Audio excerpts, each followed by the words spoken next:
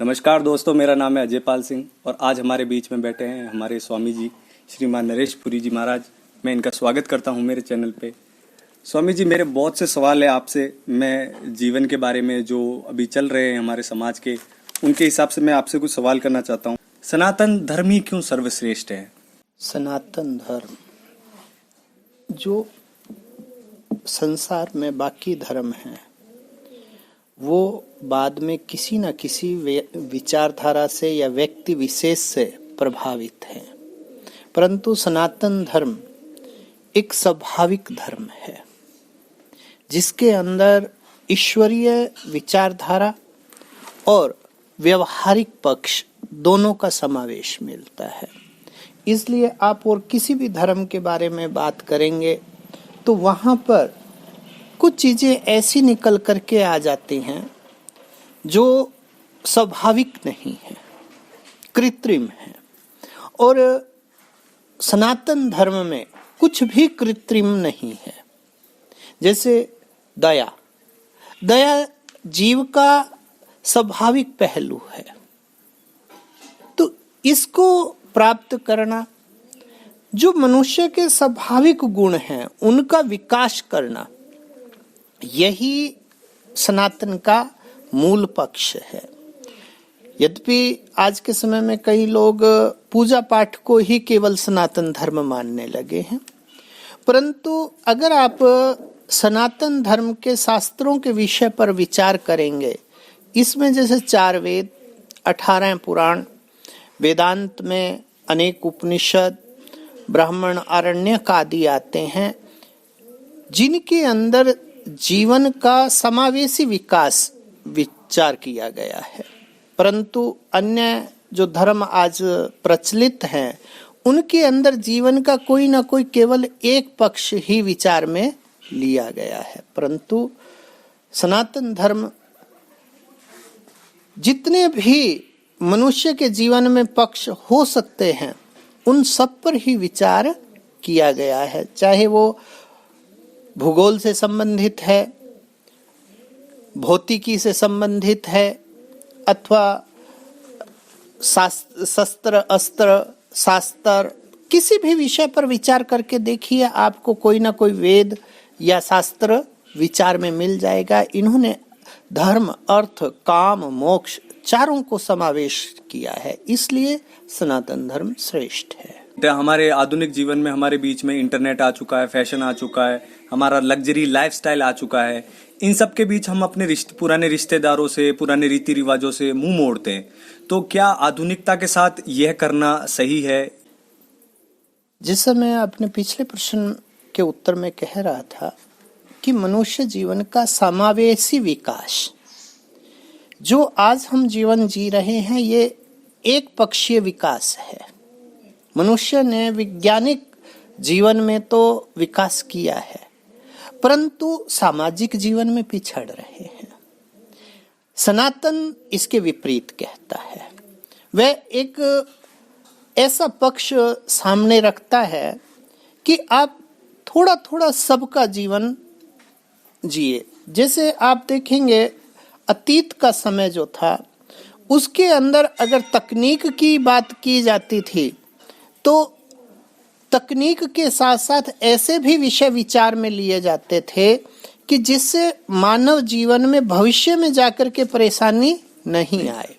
जैसे मेरे को एक छोटी सी बात याद है, हम जब छोटे बच्चे हुआ करते थे तो दादी माँ ज़्यादा पानी कोई गिराता था या कोई ऐसा और कोई करता था, शाम को टहनी नहीं तोड़ते, ज़्यादा पानी नहीं गिराते, गहरे कुएं में से निकालना पड़ेगा, फिर या नमक भूमि पर गिरा देते तो वो कहते थे कि पलकों से चुगना पड़ेगा तुम्हें इसको। ऐसे विषय बना करके उन्होंने अपने जीवन को समावेशी बनाया था, जिसके अंदर सबका विकास विचार में लिया गया था। परंतु आधुनिक जीवन में क्या विकास का विचार किया? अंधाधुंध दौड़।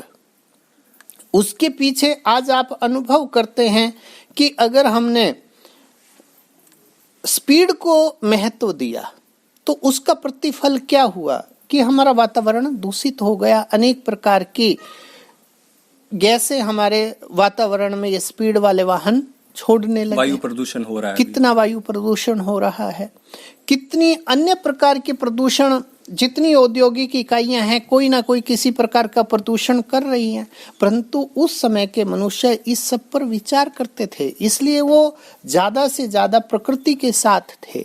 और जो जीव प्रकृति के साथ जीना शुरू कर देता है उसके अंदर प्रेम का भाव अपने आप विकसित होने लगता है, वो दूसरों के लिए परेशानी पैदा नहीं करता। और जब व्यक्ति ज्यादा भौतिक जीवन जीने लगता है तो उसका स्वभाव स्वतः हो जाता है इस प्रकार का कि वो कहीं ना कहीं दूसरों को कष्ट पहुंचाने लगता है। तो आधुनिक जीवन ने हमसे हमारा प्रेम भाव या दूसरों को कष्ट ना देने की प्रवृत्ति को छीन लिया है और स्वार्थ भाव को बढ़ावा दिया है। इसलिए आज के समय में हमें सबसे ज्यादा नुकसान इसी पक्ष को हुआ है कि हमने जितनी ज्यादा विकास के चक्कर में प्रकृति से छेड़छाड़ करी है, हमारा खुद का जीवन भी उतना ही प्रभावित होता जा रहा है। जी, हम हंसी मजाक के लिए, हम कहीं बचाव के लिए, अपने स्वयं के बचाव के लिए हम छोटा मोटा बड़ा नहीं देखते, हम बस झूठ बोल देते हैं और उस जगह से बचने के लिए निकलते हैं। क्या झूठ बोलना सही है? और अगर नहीं है तो ये क्या पाप की श्रेणी में आता है? और अगर पाप की श्रेणी में आता है तो ये पाप कितना घिनौना हो सकता है झूठ? देखिए, अगर हम एक व्यवहारिक पक्ष में विचार करें, शास्त्र तो बिल्कुल मना करता है कि असत्य का प्रयोग बिल्कुल भी नहीं करना चाहिए, क्योंकि श्रुति कहती है सत्यम वद ना नृतम, केवल सत्य बोलना चाहिए, झूठ नहीं। परंतु व्यवहारिक जीवन का अगर हम पक्ष देखते हैं तो वहां पर एक सामान्य व्यवहार है। आज के समय में लोग बेवजह झूठ बोलते हैं, कोई वजह नहीं है जी। परंतु इससे उनका स्वभाव झूठ बोलने का होने लगता है, उनकी स्वयं की गरिमा खत्म हो जाती है। क्योंकि छोटी छोटी बात पे भी अगर हम झूठ बोल रहे हैं तो हमें फिर बड़े विषयों पर भी झूठ बोलने की आदत पड़ जाती है और वहां पर हम फिर समाज में किसी भी प्रकार से झूठ पकड़े जाने के बाद अपमानित ही अनुभव करते हैं। आप देखिए, आज हम बेवजह कहाँ हो वहां पर हूं, झूठ बोल देते हैं। उस एक विषय को अगर कोई दूसरा व्यक्ति जानेगा जो आपके आसपास खड़ा है, वो कि भाई ये आदमी दूर मोबाइल पर किसी को दूर वाले को कितना झूठ बोल रहा है, वो कभी भी उसके बाद आपके ऊपर विश्वास नहीं करेगा जी। तो ये इस पक्ष से बहुत गलत है। और श्रेणी की अगर आप बात करते हैं तो असत्य तो सदा ही पाप में गिना गया है, उसके ऊपर आप किसी भी पक्ष से सत्य का लेप नहीं लगा सकते या उसको व्यवहारिक नहीं कह सकते। जैसे कई लोग कहते हैं कि जान बचाने के लिए झूठ बोला जाए तो वो झूठ नहीं होता, ये सबसे बड़ा मिथ्या है आज के समय का। जान बचाने का केवल यही तरीका नहीं है कि झूठ बोला जाए, जी। उसके लिए अन्य पक्ष भी हैं, उसके लिए आप अनेक प्रकार से उसका सामना कर सकते हैं, परंतु सामान्य व्यवहार में इस एक विषय ने सबको झूठा बना दिया है। ये मैं तो मेरी दृष्टिकोण में इसको बिल्कुल गलत मानता हूँ। जी, सनातन धर्म हमें हिंदुओं के लिए, हमारे संस्कृति के लिए बहुत सी चीजें बाध्य करता है। वे कौन कौन सी चीजें हैं जिसे हमारा धर्म बाध्य रखता है, जिन्हें हमें करने से रोका जाता है? हमारा धर्म कहता है कि आपको वे चीजें जिंदगी में कभी नहीं करनी चाहिए, तो वे चीजें कौन कौन सी है जो एक हिंदू को, एक सनातन प्रेमी को कभी नहीं करनी चाहिए? देखिए, हमारा जो सनातन है वो मूलभूत रूप से दया पर आधारित है जी। वो सत्य पर आधारित है, त्याग पर आधारित है। इसलिए हमारे धर्म के जो मूल उद्देश्य हैं अहिंसा है। अहिंसा को हमें त्याग नहीं करना चाहिए, लेकिन अहिंसा परमो धर्मः के साथ उन्होंने विचार दूसरा भी किया है कि अगर कोई किसी के साथ अनीति कर रहा हो तो उसके साथ हिंसा की जा सकती है जी। लेकिन ये एक आधा पक्ष नहीं रखना, पूर्ण पक्ष रखना है कि हमें अपने शौक के तौर पर या स्वभाव के तौर पर हिंसा नहीं करनी है। परंतु कहीं पर जब समय या परिस्थिति अनुकूल व्यवहार में अगर हम देखते हैं कि किसी कमजोर व्यक्ति को या कमजोर जीव को कोई सता रहा है, तो उसको दंडित करना हिंसा के दायरे में नहीं रखा गया है। दूसरा है सत्य, जिस पर आपने पिछले वाला प्रश्न किया था कि किस श्रेणी में, इसीलिए उसको पाप की श्रेणी में रखा गया है कि सनातन मानता है कि किसी भी गणित से या किसी भी हिसाब से ये मान्यता को प्राप्त नहीं होता है, इसलिए इसको सदैव त्यागना चाहिए। सत्यमेव जयते, ऐसा श्रुति की गई। तीसरा है त्याग। कुछ धर्म कहते हैं कि पहले मैं और मेरा जी, परंतु हमारा जो सनातन धर्म है वह पहले परोपकार पर आधारित विचार करता है जी। जहां तक भी सनातन का आधारशिला है वो परोपकार है। खुद को कष्ट में रख लो परंतु दूसरे का उपकार करना चाहिए, ऐसा विचार हमारा सनातन धर्म करता है। तो वहां पर त्याग की वृत्ति पर विचार किया गया है। अगर कोई व्यक्ति प्रथम अपने स्वार्थ को रखता है और दूसरे स्थान पर परमार्थ को रखता है तो वो सनातन प्रेमी नहीं हो सकता, धर्म नहीं अधर्म में जीता है जी। विरोधाभास की प्रक्रिया उसके अंदर चलती रहेगी जी। रामायण और महाभारत जो हमारे ग्रंथ हैं, हमारे धार्मिक ग्रंथ हैं, उन्हें हमें मोटे रूप पे और बड़ी शिक्षा क्या मिलती है? व्यक्तित्व विकास। रामायण को पढ़िए या महाभारत को पढ़िए, इनके चरित्रों पर अगर आप ध्यान करेंगे तो इन शास्त्रों का मूल जो विचार है वो मनुष्य का व्यक्तित्व विकास है जी। सत्य, अहिंसा और त्याग, इसी का संदेश देने के लिए, यही बताने के लिए कि जो धर्म की रक्षा करने के लिए लड़ता है, धर्म के ऊपर अपना आचरण रखता है, उसकी ईश्वर किस प्रकार सहायता करते हैं। जैसे आप महाभारत को लीजिए या रामायण को लीजिए, रामायण में रावण का पक्ष दिखाया गया है और राम का पक्ष दिखाया गया है। राम रावण के सामने हर जगह कमजोर नजर आते हैं, परंतु व्यक्तित्व के मामले में वो उनसे कहीं आगे नजर आते हैं और हर प्रकार से सामर्थ्यवान होने के पश्चात भी रावण हार जाता है और राम जीत जाता है। दूसरा पक्ष महाभारत है, यह भी व्यक्तित्व विकास को ही लेकर के है कि एक तरफ संख्या में भी कम और सामर्थ्य में भी कम परंतु आत्म बल में उत्तम पांडव एक तरफ खड़े हैं और एक तरफ कौरव और कौरवों की विशाल सेना है, परंतु वहां पर व्यक्तित्व का ही महत्व सारा दिखा रहे हैं कि अगर आप सत्य और त्याग के मार्ग पर चलेंगे, धर्म के मार्ग पर चलेंगे तो विजेता आप ही होंगे। इसीलिए हमारे जो अशोक चक्र के नीचे यह नारा रखा गया है, श्रुति को प्रधानता मिली है, सत्यमेव जयते, वहीं से ये विचार आता है। इसलिए महाभारत का मोटा मोटी यही संदेश है कि आप अपने व्यक्तित्व का जितना ज्यादा विकास करेंगे, जितना उसके अंदर सत्य को धारण करेंगे, धर्म को धारण करेंगे, ज्ञान को धारण करेंगे, आप उतने ही विकसित होते जाएंगे, आप हमेशा विजेता रहेंगे जी। क्या एक साधक अपने आप को बिना भोजन के सामान्य रख सकता है?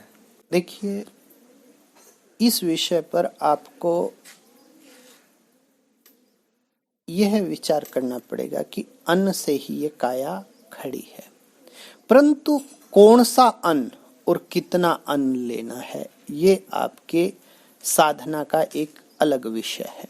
आज के समय में लोग स्वाद के लिए या केवल अपने इच्छा पूर्ति के लिए भोजन करते हैं, परंतु एक साधक केवल जीने के लिए भोजन करता है और उसके अंदर वो कितना भोजन का अपने शरीर को आदि करेगा उसी के अनुसार वो जी सकता है।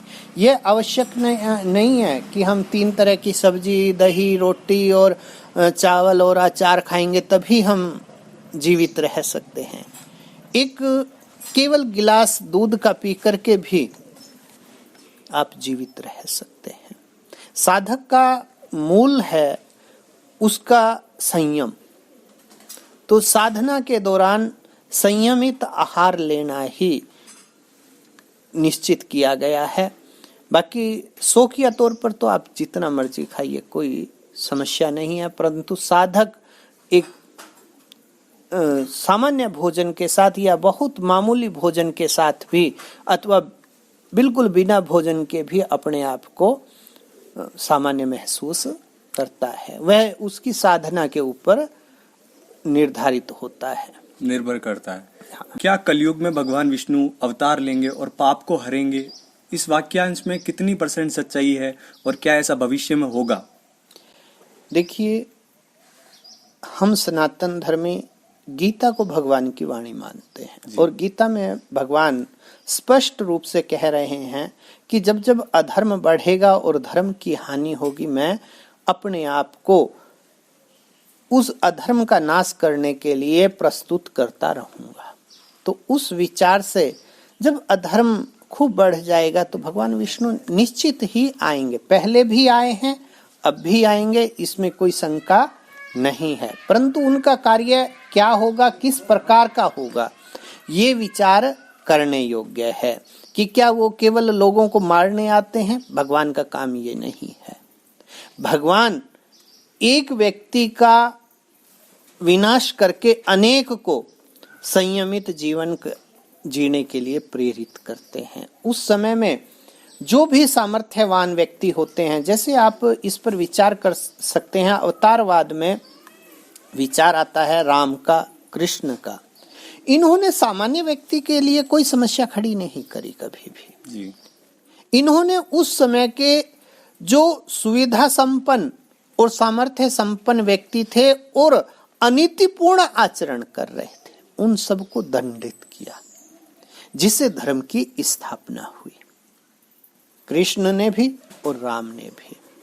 उसी प्रकार से एक व्यक्तित्व फिर से विकसित होगा जो उन सामर्थ्यवान लोगों के ऊपर कार्रवाई करेगा, उनको नियंत्रण में लेगा जो अनीति के साथ उस सामर्थ्य का गलत उपयोग कर रहे हैं, उसका दुरुपयोग कर रहे हैं। इसलिए यह मेरा तो मानना है कि भगवान अवश्य आएंगे और अवतारवाद की धारणा अलग अलग प्रकार से आती है, जैसे पूर्णावतार, अंशावतार और नित्य अवतार। तो अभी तो भगवान का नित्य अवतार का समय है। जब इसको भी कंट्रोल नहीं कर पाएंगे, नियंत्रण में नहीं ले पाएंगे, तो अंशावतार होगा। अंशावतार भी अगर नियंत्रण में ले नहीं पाएगा अनीति को, अधर्म को, तब भगवान पूर्ण अवतार से प्रस्तुत होंगे। तो जितना हम अपने शास्त्रों पर भरोसा करते हैं उसके अनुसार तो वो जरूर आएंगे। जो अभी वर्तमान समय चल रहा है उस हिसाब से 10 साल बाद का भारत कैसा होगा? देखिए, भविष्य के विषय पर अगर हम गौर करें, कुछ चीजें हैं जो अपने आप को या तो सुधारती रहती हैं जी, या विकसित करती रहती हैं। आवश्यकता आविष्कार की जननी है। जैसे आप थोड़ा सा एक विचार करें, इस समय में भौतिकवाद के कारण लोग आधुनिक जीवन शैली को अपना रहे हैं, तो उनके कारण बीमारियों को भी झेल रहे हैं जी, और एकांकी जीवन भी पा रहे हैं। जब ये समाज के अंदर अति में आ जाएगा तो अपने आप नई पीढ़ी या नए लोग ये विचार करेंगे कि हम इसमें कितने दिन जी लेंगे, तो फिर उनको वापस अपने एक सामान्य जीवन, हाँ स्वरूप कोई भी हो सकता है उस सामान्य जीवन का। जैसे आज आप मोबाइल देख रहे हैं कि मोबाइल को अब हटाया नहीं जा सकता, परंतु इसका एक संयमित व्यवहार से प्रयोग करना ये तो सीखा जा सकता है। तो उस समय में ऐसी कुछ चीजें होंगी कि जो हमारी विज्ञान ने विकास किया है उसके साथ साथ व्यक्तित्व विकास पर भी जोर दिया जाएगा। क्योंकि अगर आप गौर करेंगे, लगभग 70-80 के दशक के अंदर नैतिक शिक्षा नाम से कोई अध्याय नहीं होता था, कोई शास्त्र हमारी सामान्य पढ़ाई में नहीं लगाया गया था, परंतु आज उसकी आवश्यकता महसूस हुई तो सिलेबस के अंदर उसे डाला गया है जी। लेकिन अगर आज से 10 साल बाद, 15 साल बाद समाज में उसका विकास करना है तो उसको केवल सिलेबस में नहीं, व्यवहार में लाना पड़ेगा। जी जी जी। तो जैसी जैसी जरूरत बढ़ती जाएगी तो वैसा ही बदलता जाएगा। तो केवल भारत ही नहीं, यह तो विश्व का प्रश्न है कि वो कैसा होगा। तो उसे अपने इन विषयों पर लौट करके आना पड़ेगा कि उसे केवल भौतिकता चाहिए या मानवीय मूल्य चाहिए। जी। आज मानवीय मूल्यों का अवमूल्यन जो हुआ है उसका कारण भौतिकता है, परंतु जब अति भौतिकता होगी तो वो रोग और विकार ही समाज के अंदर असामाजिकता ही फैलाएगी और उसकी प्रतिकार के रूप में हमें उसको लाना पड़ेगा। तो उस समय में हमें इस विषय पर विचार जरूर करना पड़ेगा। जी। ट्रेंडिंग में चल रहा है ये सवाल। बड़ी समस्या ये है कि जो हमारे सनातन धर्म के जो हिंदू लोग हैं वे पढ़ने पर यकीन नहीं रखते बल्कि सुनी हुई बातों पर ज्यादा यकीन रखते हैं। अभी किसी ने कहा था कि गौ माता के अंदर 33 करोड़ देवी देवता निवास करते हैं। कई जगह कह रहे हैं कि वहां पे 33 करोड़ देवी देवता नहीं बल्कि 33 सुप्रीम देवी देवता हैं, वो हैं। तो इस पर आप क्या विचार रखते हैं? देखिए, गौ माता के अंदर देवताओं का निवास है जी। ऐसा किस विचार से कहा गया? चाहे उसमें 33 कोटि कहिए या 33 करोड़ कहिए, महत्व वहां नहीं है। महत्व है कि गाय देवों का रक्षण करती है। वो किस प्रकार करती है ऐसा विचार करिए। उसके अंग अंग में देवताओं का निवास क्यों कहा गया, इस पर विचार करिए जी। कि हमारे जो देव संस्कृति है उसका मूल विचार था यज्ञ से, परोपकार से। जी। यज्ञ के जो पदार्थ हैं अधिकतर वो गौ से प्राप्त होते थे। जैसे घी के बिना आप यज्ञ नहीं कर सकते जी, तो वो गाय से ही मिलेगा जी, और कहीं किसी और प्राणी से वो चीज नहीं आपको प्राप्त नहीं होगी। दूसरा है जो वनस्पतिक जो पदार्थ हैं यज्ञ में, साकल्य जिसका नाम लिया गया है, वो सभी ऐसे ही क्षेत्रों में प्रचुर मात्रा में पनपते हैं जहां गौएं विचरण करती हैं, चरती हैं। तो जब गाय नहीं चरेगी तो ऐसी जड़ी बूटियां, ऐसे साकल्य वाले पदार्थ विकसित नहीं होंगे, तब भी हमारा यज्ञ असफल होगा। तो यज्ञ से देवता पुष्ट होते हैं और देवताओं को जो यज्ञ में साधन चाहिए, जो सामान चाहिए, वो गौ से पुष्ट होता है। इसलिए देवता गाय को पुष्ट करते हैं, इसलिए वो उसके अंग अंग में निवास करते हैं। दूसरी बात है, अगर आप आधुनिक ये गौ का विषय रखते हैं, आज के समय में गौ की दुर्गति देखते हैं हम। अगर इस विषय पर विचार करना है तो हमें एक विचार बड़े विस्तार से लेना पड़ेगा कि देखिए, बिना प्रयोजन के किसी भी कार्य में किसी की भी प्रवृत्ति नहीं होती है। आज जो है गाय हमारे अर्थशास्त्र से बाहर हो गई है जी। मनुष्य जीवन में अगर आप देखें, गाय इसलिए नहीं कि वो किसी और के द्वारा प्रताड़ित है, वो स्वयं हमारे द्वारा भी प्रताड़ित है, क्योंकि वो हमारे अर्थशास्त्र से बाहर है। और जब तक वो वापस हमारे अर्थशास्त्र में, हमारे समाज में तब तक स्थान नहीं पाएगी जब तक वो अर्थशास्त्र में लौट करके नहीं आएगी। और उसके अर्थशास्त्र से बाहर होने का कारण क्या है? हमारे आर्थिक जीवन में उसकी जगह खत्म होने का कारण है ये जगह जगह नकली दूध, घी की डेयरियां लगना जी। जब तक हम इनको खत्म नहीं करेंगे, ये FSSAI वाले, जब तक ये जितने भी मिल्क प्रोडक्ट जो डेयरियों में बन रहे हैं, बड़े फैक्ट्रियों में बन रहे हैं, इनको बैन नहीं करेंगे तब तक गाय का कोई भी भला करने वाला नहीं है, ये निश्चित मानिए। इसलिए हमें जितने भी, या तो हिंदू पूरा समाज विचार में ले, सनातन पंथी जितना भी हैं ये विचार में लें कि वो जितना भी मिल्क फूड है, अगर वो प्रोसेसिंग में है या फैक्ट्रियों से होकर के आया तो हम उसको प्रयोग में नहीं लेंगे। तब भी, क्योंकि जब मांग बढ़ेगी तो आपूर्ति स्वतः हो जाएगी, ये तो अर्थशास्त्र का नियम है। मांग ही नहीं होगी तो आपूर्ति कहाँ से होगी। आज आप अगर गौर करेंगे, गाय का दूध, बिल्कुल प्योर दूध एक किसान बेचने जाता है तो 40 रुपए किलो लिया जाता है, और उसमें अनेक तरह के पदार्थ मिला करके उसको, मिलावटी दूध को डेयरी वाले कितना महंगा बेच रहे हैं, जबकि एक ओरिजिनल चीज कम दाम में है और नकली चीज ऊंचे दाम में है। तब गाय का भला कौन करने वाला है? ना इसका कोई राजनीति वाला भला कर सकता है और ना कोई सामाजिक संस्थाएं।